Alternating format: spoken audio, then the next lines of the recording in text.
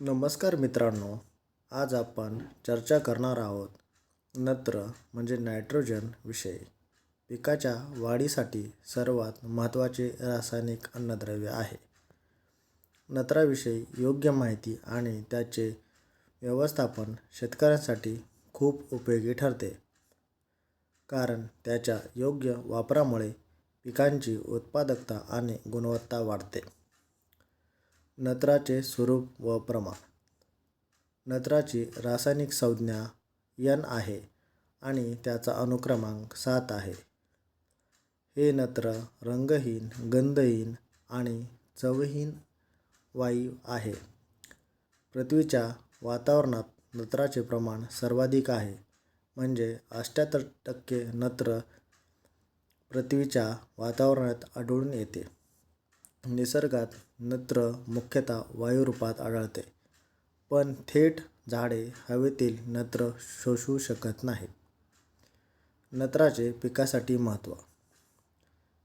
नत्रामुळे पिकांची पाने हिरवीगार राहतात आणि क्लोरोफिल निर्मितीसाठी मदत करतात. नत्रामुळे झाडाच्या फांदी आणि मुळे चांगल्या प्रकारे वाढतात. नत्र सजीवांच्या शरीरातील प्रथिने म्हणजे प्रोटीन्स, संप्रेरक म्हणजे हार्मोन्स आणि क्लोरोफिल तयार करण्यासाठी आवश्यक घटक आहेत. योग्य प्रमाणात नत्र दिल्यास पिकाची वाढ आणि फलोत्पादन जास्त प्रमाणात होते. नत्र स्थिरीकरण म्हणजे काय? म्हणजे नायट्रोजन फिक्सेशन मेथड. झाडे हवेतील नत्र थेट शोषू शकत नाहीत. मातीतील जीवाणू हवेतील नत्राचे रूपांतर पिकांना घेण्यायोग्य स्वरूपात करतात. याला म्हणतात नत्र स्थिरीकरण. शेतात नत्रयुक्त बियाणे, हरित सेंद्रिय खत किंवा बायोफर्टिलायझरचा वापरून पिकांना योग्य प्रमाणात नत्र उपलब्ध करून देता येते.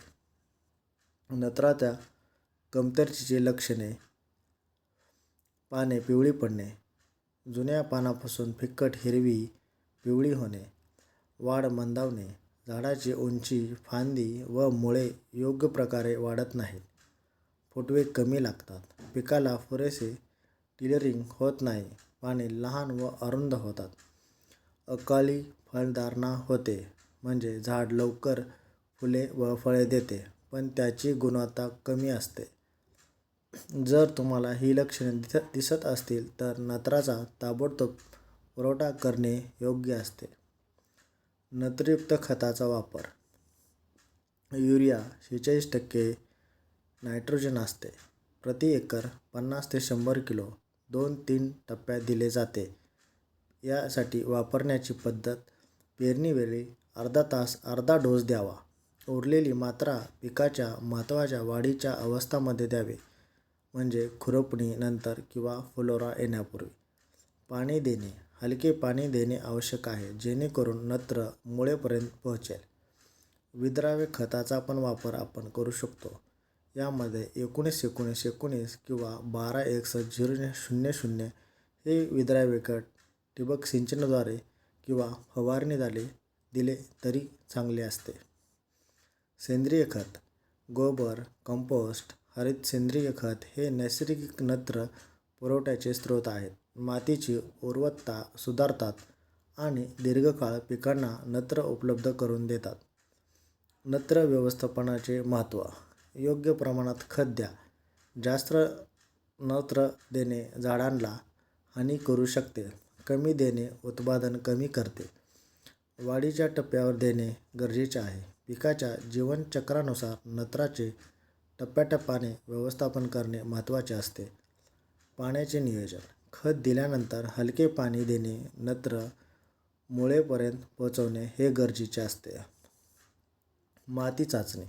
वर्षातून किमान एकदा मातीची नत्र, फॉस्फरस व पोटॅशियमची चाचणी करून खताचा निर्णय घेणे योग्य असते.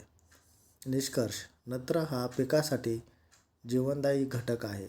योग्य प्रमाणात नत्र दिल्यास पिकाची गुणवत्ता, उत्पादन व आरोग्य सुधारते. नत्र व्यवस्थापनामुळे शेतकऱ्याचा उत्पन्न वाढतो आणि पर्यावरणही सुरक्षित राहते. मित्रांनो, जर तुम्हाला हा व्हिडिओ आवडला असेल तर लाईक करा, शेअर करा आणि सबस्क्राईब करायला विसरू नका. धन्यवाद.